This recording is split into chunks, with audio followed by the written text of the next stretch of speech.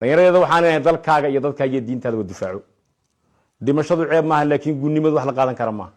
waxaan baaq ugu jeedinaynaa beesha Gadabuursi dal iyo dibad meel kastoo ay joogto haddii aad hogataan oo xaajada maanta aad qaadataan gunnimada beesha Gadabuursi maanta kow noqonaysa xeerkii ciise alaabtii laga soo gelin lahaa loo yacdo waa la xanil dagaal waa lama huraan weey nimankanina way bareedeen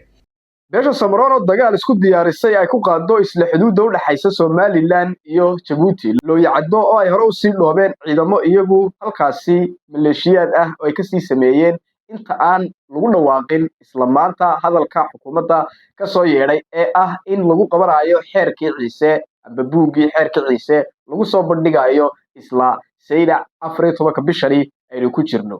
xukuumaddu waxa ay si rasmi ah u go'aamisay in jamhuuriyadda Soomaaliland martigeliso munaasabadda xuska xeerka ciise oo ka qabsoomi doonta magaalada Sayla 14 Disembar 2025 xukuumaddu maanta go'aankaasi ay qaadatay 100% waxa ku qasbay Ismaaciil Cumar Geele oo isagu maalmihii ugu dambeeyay bishii ugu dambeysay halkaasi uu telefoon uga soo dirayay Cabdiraxmaan Ciro oo telefoonka labada madaxtooyo uusan kala go'e lahayn xusud mudan inay xukuumadani ay hore iyadu ay u sheegtay inuu xeerkaasi lagu qabanaynin isla Sayla waxaan xukuumadahan joojinay qabashadii xafladii la doonayay lagu qabto caasimada Sayla xukuumadani waa xukuumad kala wada socota oo cid walba maanta isku dayaysa inay qanciso markani sidoo kale waxaan kula wadaagayaa sir isla 100% laga qariyay media oo lagu soo dayn waayay dhankaas iyo telefishinka qaranka jamhuuriyadda Somaliland xalay toolo shakhsi markuu ka dhex kacay walibana waa ninka isagu maamula hay'adda Qadar Charity Soomaaliya oo ku taala xafiiskeedu ku yaalo Muqdisho isla ninkaasi ayaa si toos ah bandhigaasi xalay toolo Hargeysa lagu qabanayay si toos ah wuxuu uga sheegay hadalkani طبعا قدر خيرية مؤسسة عالمية واي إلا يصدن يشدل أي وجود كل هاي كشقيسة طبعا كما عصبة Somaliland dhulka Soomaaliya guud ahaan Soomaalidu ay degto meeshii ugu horeysay ka shaqo bilowday maaha markii ugu horeysay hay'adani ay ka shaqeyso Somaliland guud ahaan buu yiri Soomaaliya طبعا kuma cusba Somaliland dhulka Soomaaliya guud ahaan isagoo oo Somaliland dhexdeeda jooga Hargeysa dhexdeeda jooga ayaa uu sidaasi ka hor leeyahay mas'uuliyiintii xukuumadda maanta talada dalka haysa ka tirsanaa tani ayaa ku cadeynaysa in 100% qarannimadii Somaliland ay ka doorteen maanta xukuumaddaasi talada dalka haysa mashaariic waxa xusud mudan hadalkani in telefishinka qaranka jamhuuriyadda Somaliland aan laga baahin oo laga jaray intuu hadalkaasi u leeyahay Soomaaliya oo aan ahayn dhulka Soomaaliyeed xataa awlaro waa lagu soo gamba jiro dhulka Soomaaliyeed baa loo jiray laakiin si ninkani si bareera ayuu u leeyahay guud ahaan Soomaaliya طبعا kuma cusba Somaliland dhulka Soomaaliya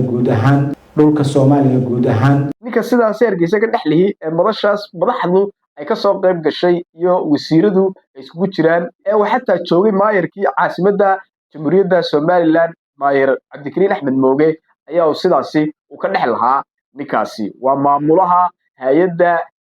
Qadar Charity Soomaaliya ee xafiiskeeduna uu ku yaalahay Soomaaliya haddaba 100% bulshadeenu maanta waxa ayaan daraa in ay ka kacdo oo ay ka mudaharaado oo ay jabhado u samaysato qabaa'il dartii balse wixii qarannimada ahaa iyo qadiyadeeni aan arkaynin shakhsi isagu ka banaan baxaya aba bulshada ka banaan baxaysa war ku tani ayaa mudan in laga banaan baxo tani ayaa mudan in laga dagaalamo tani ayaa mudan in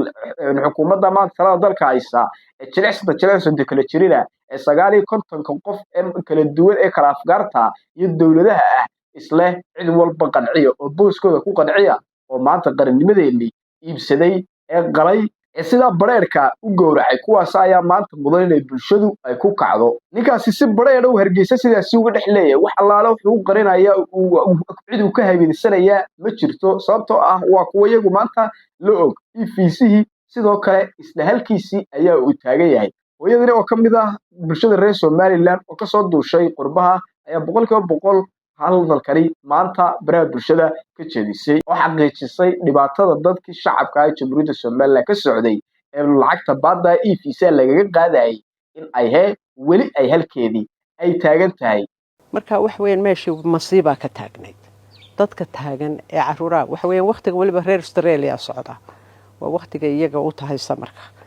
waxa caruur iyo dad iyo meesha daadsan marna la sii sidee soo noqonaya wax madaxaagaas keenay familladooda qaar baa diska ku xanimnaa iyaguna oo fadhiyay oo laha waliba qaylinayo laha markay soo dhoofeenina meydaan weydiinay marka ma aha wax ku kooban oo dubay dawladdu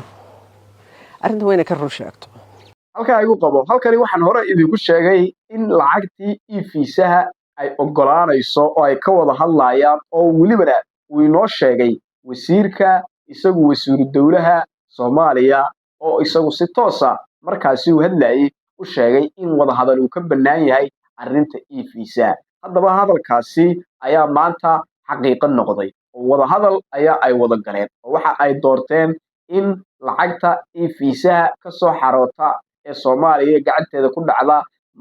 lacagtaasi loo soo diro isla kuwaasi maanta dalka xukumaaya oo Cabdiraxmaan Ciro uu garwadeenka uu ka yahay lacagtaasina ay qaataan barkooda sidoo kalena ay shacabka jamhuuriyadda Soomaaliland inta ay ka qariyaan ay Hargeysa madaarka ay bulshada ay ku baadhaan in lacagta $60 ay ka qaadaan hatta waxbay ahaan lahayd haddii ay lacagta inta ka soo qaataan fiisaha ilaa Soomaaliya si toos ah noo hoos geeyno waa maanta wax walbaaba ay cadiina Hargeysa laga dhaxleeyahay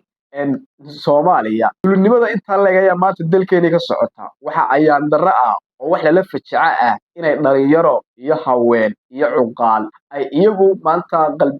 durbaanada ay qabyaalada iyo qabqablayaasha xumaamada xiran ay u garaacaan iyadoo qarannimadeennii iyo qadiyadeennii horteena lagu gowracayna ay ka noqdaan daawadayaashaasi war waxa la shacabka jamhuuriyadda Soomaaliland waa inaad gacmaha isku qabsataan sidii aad xukuumadani aad ula xisaabtami lahaydeen maanta tanaa mudan in laga hadlo tanaa mudan in loo mudaharaado tanaa mudan in qori laga qaato ma mudna in qabaa'il dirtii qori loo qaato iyo shakhsi xumaamad xidhan oo isagu leef raadinaya oo isagu raadinaya amba boos ka celiisanaya mid kale oo ay isku reeriyiin oo xumaamada kaga xoog weynaaday amba xagga reerka kaga xoog weynaaday oo raadsanaya wax la yiraahdo isagu mashaariic reerka uu ka dhex samaysto waxay noqotay xaaladaas ka soo cusboonaatay gobolkaasi Sanaag gaar ahaan Saylac ee boqolkiiba maanta ay isku diyaarinayaan ay horana ay u sii tabaabushaysteen oo ay isku diyaariyeen beesha Sambaro sidii ay uga dagaalami lahaayeen oo markani ay ka marayso xalkeeda waxa looga fadhiyaa xukuumadda dhakada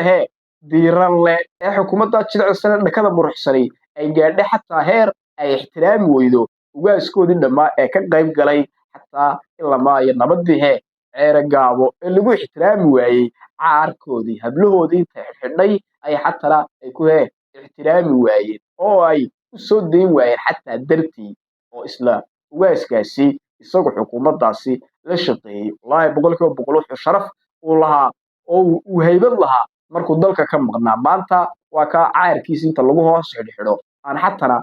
dhig jalqee loo siinaynin aan hadalkiisana waxba laga soo qaadin sababtoo ah waa kuwa iyagu dalkii ka doortay kuwa maanta dalka haysta mashaariic iyo lacago